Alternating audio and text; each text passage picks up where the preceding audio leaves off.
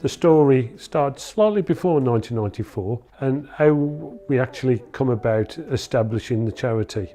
It all goes back to the riots. I think the riots was in around 92, early 92, the riots which happened mainly in Liverpool.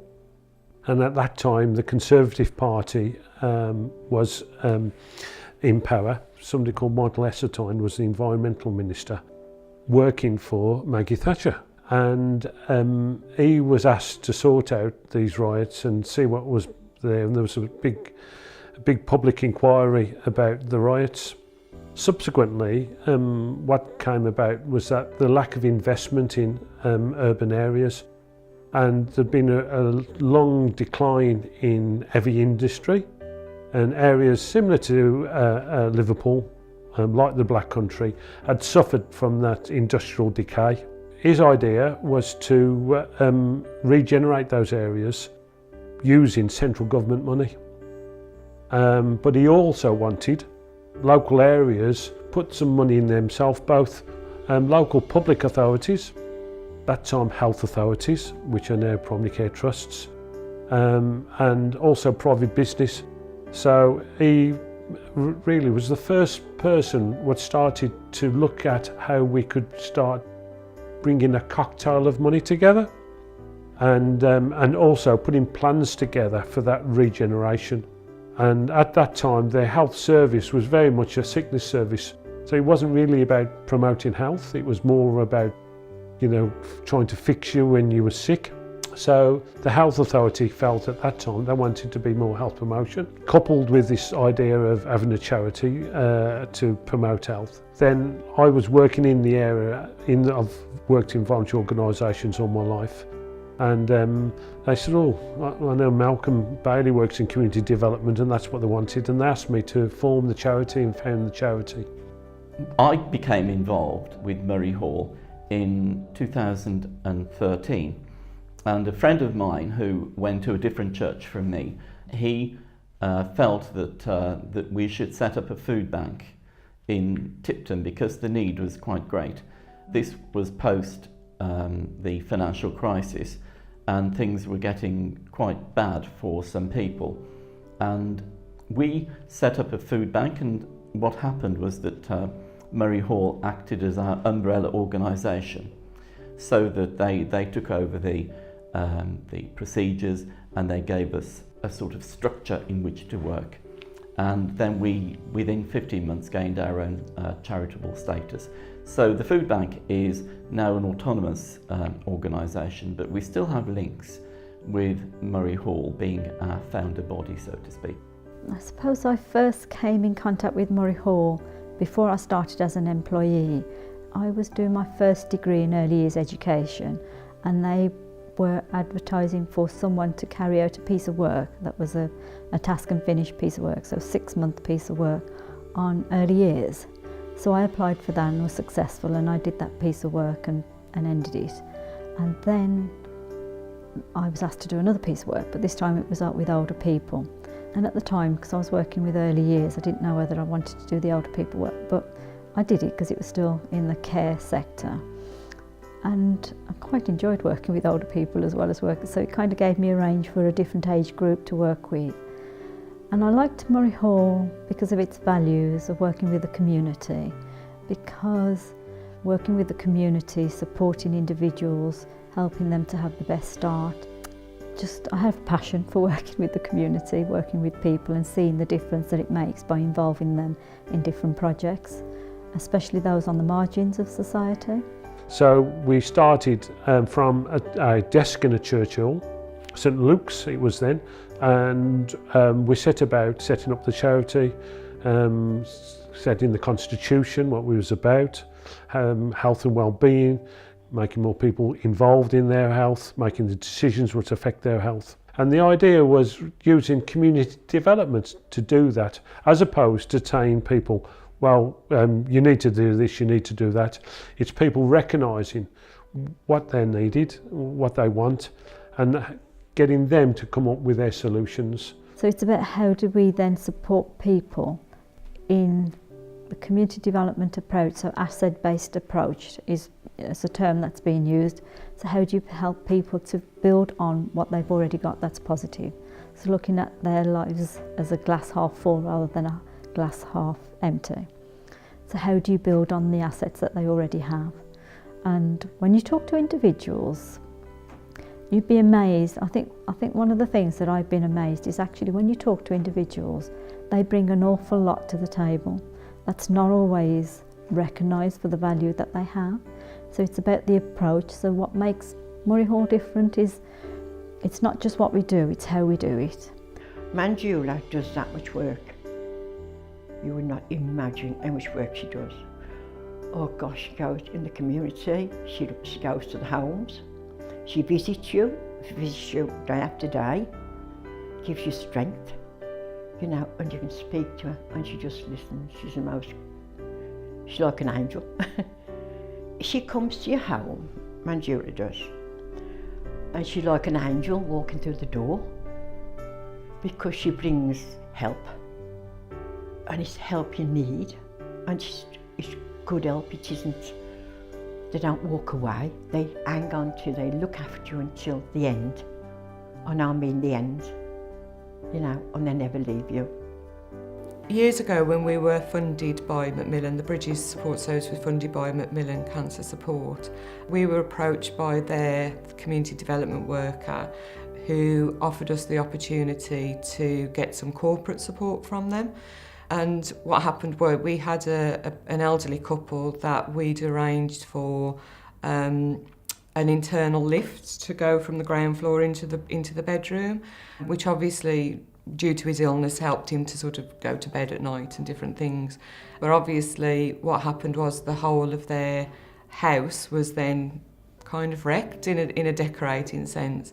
What we were able to do was get in contact with Macmillan, and they then employed their corporate team. I think it was from a big organisation that did corporate sponsorship, and they were able to go into the house, plaster the walls, redecorate the walls, and fit new carpets, and just make it back into a home, because it went from being a home into a building site, then into a semi-building site when the adaptation had been done, but then it made it back into a home.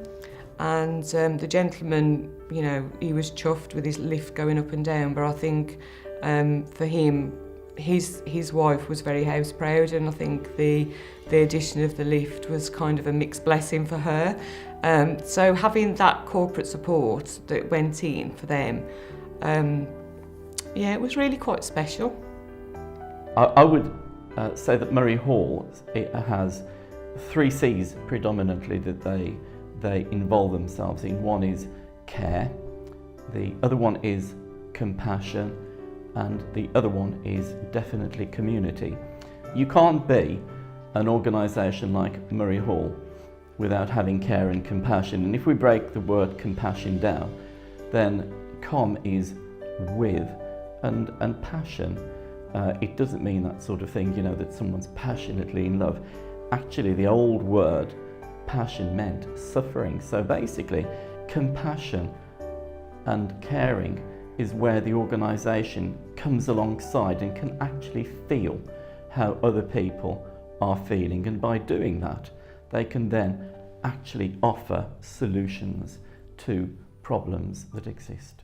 So from the children's centres to working with mental health and end-of-life older people, and through all of those stories, the golden thread was our values, that you could see how we've supported people underpinned by the values of the organisation, and that was not overtaking but empowering them to have a voice. And sometimes people just need that encouragement, so you just need to stand by them and encourage them to have the voice that they already have, but to be heard. And then sometimes it's about navigating. They don't always understand what the health system or the local government or the local health services and what their entitlements are. So it's helping people to understand information, and that can be empowering. That's the first step onto empowerment, is helping people to understand what they have a right to, or what their options are. They don't understand what the options are, then they can't ask for the support. And a lady once said to me, who was dying, and she didn't know she had access to all these different support. And what she said was, how can I ask for what I don't know about? Which is true for every single one of us. If you don't know about it, how can you ask for it? Manjula is my friend from church, obviously, and she found out Keith was poorly, because I was in church, and she says, Keith want to go to the stroke group, because I told her he'd got a stroke. He'd had a stroke, and I went to that group, obviously. He was poorly after my husband, he had like cancer, like, you know. And then he developed, his cancer was worse, obviously, and he had to have a lot of treatment, which went to Newcastle. And a very proud man, my husband was, you know, and I couldn't cope, and he needed so much equipment, you know. I was like, I mean, stairs and everything, you know, and they kept coming, I've got to pay all this money. I couldn't afford it, you know. I says, Manjula, he needs so much equipment, I can't do it. And she came and brought someone else with me, and they arranged for my husband to have a bed. And my husband, he needed cleaning, you know, and I don't put him down, like, you know. My husband needed bathing, you know, and I says, you can't send a lady to my husband because he will not have it, you know. Being in the army, he was in Malaya, so a very proud man. And they sent this young man called Steve, and it was a godsend. And I tell you what he did for me. I could cry thinking about it. He'd come and say, off you go, because I never left him myself. I'd got no one to look after him because he was so proud. Oh, and he looked after him till almost the end, and if I could win any money, I would give this young man, you know. And then they brought all this equipment, everything he needed. We had, you know, the nurses, they sent the nurses, you know, all the proper stuff. And like I say, I didn't have to pay for anything. It was on loan, obviously, which was God sent me because I didn't want it, did I? They let me a wheelchair, you know, and he was really poorly, and I was quite ill, you know, because I'd looked after myself, obviously, for about 18 months. So I was quite thin at this stage, like, you know. And Dr. Singh says, Mrs. Male, you can't keep doing this, you'll have to. And you knew he was almost at the end of his life. And he couldn't go to bed, you know, or the hospital, you know. So Manjula, I said, Manjula, make sure it's right. She found him a bed in Roland View, and it was perfect. I look in the gardens, because he loved his garden. My husband did, like, you know. She found me a bed there, and she was there, and they let me sleep at the bottom of the bed. After he passed away, I mean, they took all the equipment away, which was marvellous for me. I didn't need it. They came to visit me with flowers and everything, you know, which was like, I got also listeners group, you know. I got listening group, the widows group, the cancer group, you know, and I'm still at the cancer group now. I've still got the widows group. We go on once every month at Wednesday. Can you believe all this? We do pregnancy advice and contraception advice, and we do bereavement as well, and counselling in bereavement. So sometimes actually we sperm to worm rather than cradle to grave.